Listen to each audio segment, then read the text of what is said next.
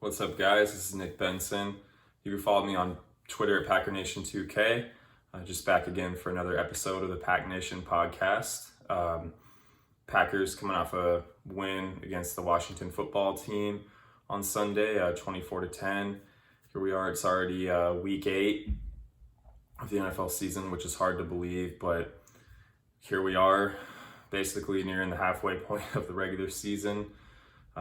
Fall is getting to the later stages. It's almost Halloween here, so the most important part of the season here is coming up in November and then December.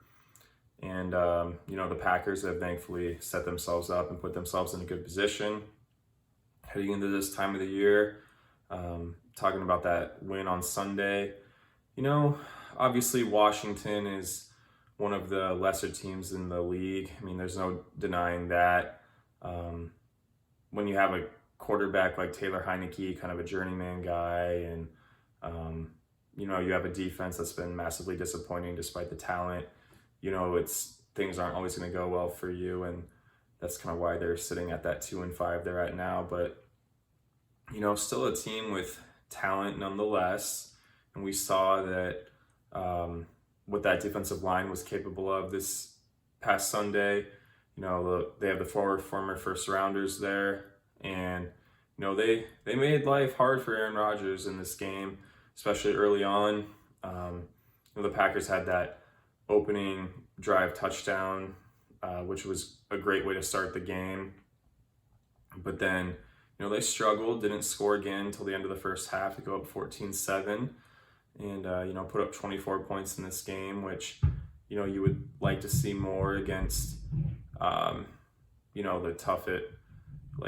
the one of the bottom ranked defenses in the NFL. But sometimes, that doesn't happen.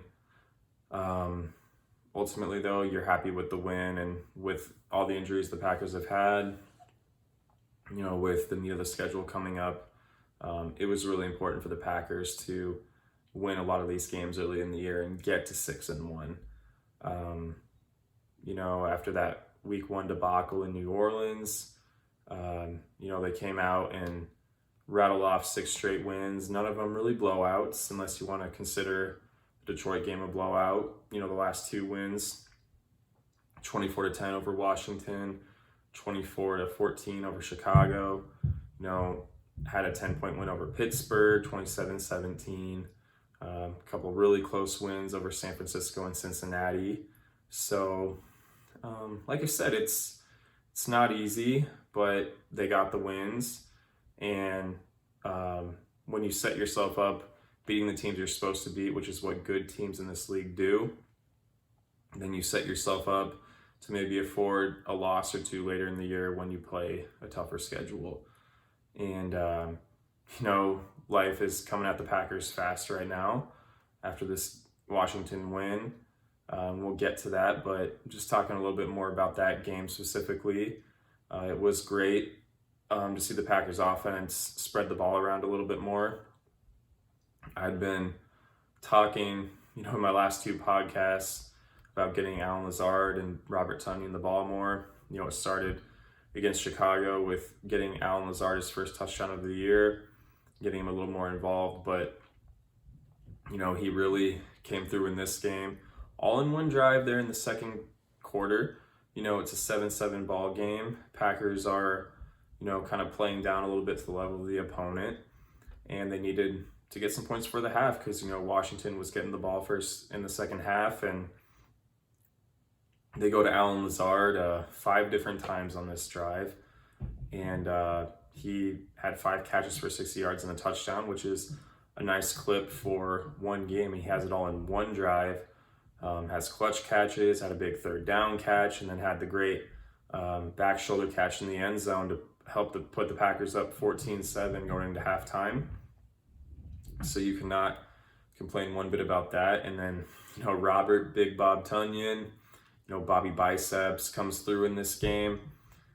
Finally, for the first time since week 2, he makes a nice impact in the receiving game, and I would say this was his best game of the year to this point.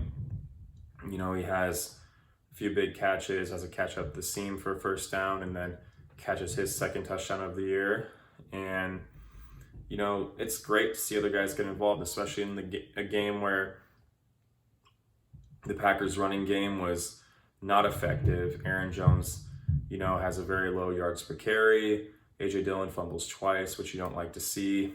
You know, Aaron Rodgers had maybe the most effective rushing day on the team, as he had 2 nice runs for first downs on that first possession of the game to put the Packers up 7-0. But you know, it's nice to see in a game where your run game is not effective and the pass rush is getting Aaron Rodgers, that you have guys come through in big moments and you can spread the ball around a little bit.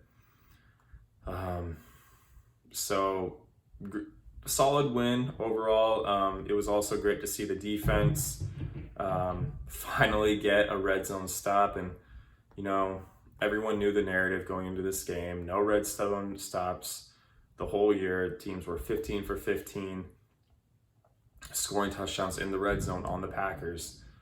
And what do you know, in this game, the Packers not only get 1 stop, they get 3 consecutive stops.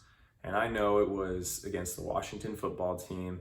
You know, once again, not the best team they're going to face all year, not the best quarterback they're going to face. But, you know, still something to build on. And it's kind of also funny how, you know, Washington gets in the red zone and they have that touchdown for Taylor Heineke that's called back because, you know, he slid at the half-yard line. And then they go and stop him on the 4th and 1 play, in a play that was very close to being a touchdown. And, you know, that's the play that it took for them to finally get a stop in the red zone. And, you know, sometimes that's how it works. You know, a team that's in a funk like that can't get a stop.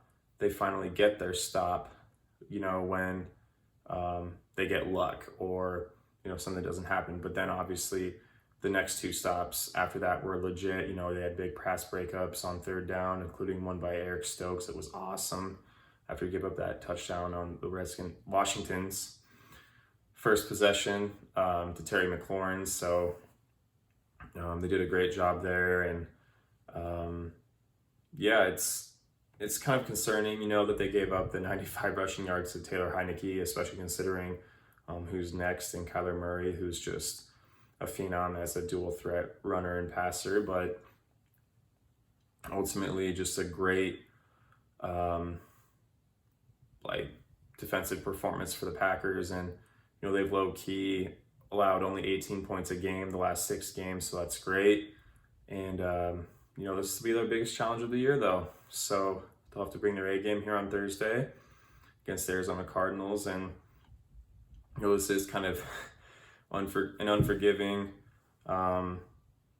here, what they have here on their schedule coming up. But the fact that, one, you have to play on a short week is tough regardless. It would be tough if the Packers were playing the Jets at home. You know, these players need longer than 4 days to recover from a game. But, you know, the NFL has to have their numbers and, you know, they're going to do everything for money. So that's why we have these Thursday games. But not only that, you're playing on the road against the only undefeated team in football. That's going to be tough in general. And then, of course, the COVID spike. It's first announced that Packers defensive coordinator Joe Barry has tested positive for COVID. So he's not likely to coach on Thursday, and that's going to be tough when you're trying to game plan on a short week for the only undefeated team in football right now, but a team that has just a incredible offense right now. I mean, Kyler Murray with his dual threat, that guy can run, that guy can throw, but I don't know if we've seen another guy like him, you know, do the things he does. But he's so tricky because he's short, so, you know, he goes under guys, he goes around guys, and it's hard for the defense to see him over the line sometimes. So he's got that going for him, and then he can just throw the ball on a rope down the field. He can throw a dime. Just an athlete and a great player. And, you know, I'm a fan of Kyler Murray. I enjoy watching the guy, but I won't be a fan of him on Thursday.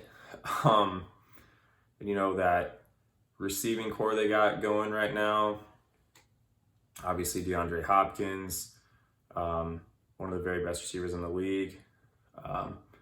Top two, but I would say he is two after Tay, because obviously Davante Adams is the best receiver in football. But that's a conversation for another day. And then you've got Christian Kirk, who's a little boomer bust, got a little MVS to him, but great player nonetheless. AJ Green has found a resurgence there in Arizona. So they've got some talent there. Now you got Zach Ertz, who they brought, the former Philadelphia Eagle, obviously, had a great game in his first game against Houston on Sunday for the Cardinals. Then they got in the backfield, Chase Edmonds is a guy who can catch a lot of the backfield. James Conner is a threat in the red zone. He's got like 6 rushing touchdowns this year. So that's a team. You're going to have to bring your A game on defense, and not having your defensive coordinator is not going to be easy, but I'm sure the Packers have a plan. I kind of wonder if maybe they'll let Matt LaFleur call some of the defensive plays and let Nathaniel Hackett call offensive plays. Just a thought. No substance behind that. I'm just wondering if that's the case, but I know the Packers have a plan. But when we thought, when that news came out on Monday morning that would be the biggest obstacle going into this game, we were wrong about that, because then news comes out on Monday that Davante Adams gets put on the COVID-19 reserve list, and his status for Thursday's game is in very big doubt. So they're going to have to figure that out. And then, when that happens, you're like, okay, well, there's a lot of good other receivers on this team. But then Alan Lazard, the news comes out today that he's put on the COVID-19 list. So the team is unlikely to have their 2 top receivers on the perimeter. Once again, not ideal, but it's something that you have to live with. The Packers are just going to have to come out and to play with the guys they got in this game. They're not going to come and roll over, at least you hope not. They're going to come out and bring their all, and with Aaron Rodgers, you always have a chance. But he's going to have to get the ball to Cobb. You got Amari Rodgers who could get some more opportunities in there. There's a report that Marcus Valdes-Scantling could come back in this game, which would actually be huge right now, especially with the injuries, or not the injuries, that the fact that Adams and Lazard are likely to not play in this game. So, that gives them also that deep threat over the top, which is huge. And then Equanimeous St. Brown could get more opportunities. That's a guy who's made some catches this year, but unfortunately, he had either a foot out of bounds or he had a phony pass interference called against him, which, that was ridiculous in the Bears game, but I'm not going to talk about it. EQ, though, a guy who's always had talent, is kind of underwhelmed a little bit, but, with his opportunity, he has it here. He can run with it. So, also have Juwan Winfrey, a guy who lit it up in camp, but then got hurt. Bobby Tunyon, comes out in this game and plays well. So in that Washington game, and Marcedes Lewis has been getting more involved in the pass game. Obviously, Aaron Jones, we know what he can do as a receiver. I think about that Chiefs game 2 years ago, the way they used him. He did amazing in that game. So they have options. They can run the ball, obviously. So, it's just time to use what they have. And Packers, I do like it when they go into games like this, every man against us mentality. We are the underdogs, nothing to lose type of mentality. It's a big game, but ultimately a game that's really the most important in terms of the seeding in the NFC for the Packers if they want to get that 1 seed like they had last year. It's important to win this game because you got Arizona. Basically, if you lose this game, you fall 3 games behind them by virtue of the fact that you would have lost to them. So if you have matching records with them, they get the tiebreaker. LA Rams, Dallas Cowboys, Tampa Bay Bucks, all 1-loss teams as well in the NFC. So, it's a track meet right now. They're trying to keep up, but they've still set themselves up in good position. if you lose this game, a lot of big games later in the year here for the team to come through and still have a great ending to the year, set themselves up in good position for the playoffs. So a lot to be excited about. And Packers defense stopping Kyler Murray in this game, it's not gonna be easy, but I expect Devondre Campbell. I am confident that we have a guy like that in the middle. When you're going against a quarterback like Kyler Murray, Devondre's been phenomenal. You hope Jalen Smith with his speed can also make an impact. He's been close on plays, but hasn't quite gotten there. Only 2 games though, there's time for him to clean that up. And then, in that secondary, maybe you get Kevin King back, but if you don't, Russell Douglas has been playing well, surprisingly, and Eric Stokes is balling for a rookie. Shannon Sullivan had his best game of the year against Washington, so a lot to be excited about going into this game. And so that's gonna do it for this episode. Go Pack Go. We hope that they pull through in this game. If they don't, not much lost, honestly, but gotta love the underdog mentality. So thanks again for watching, guys, and until next episode.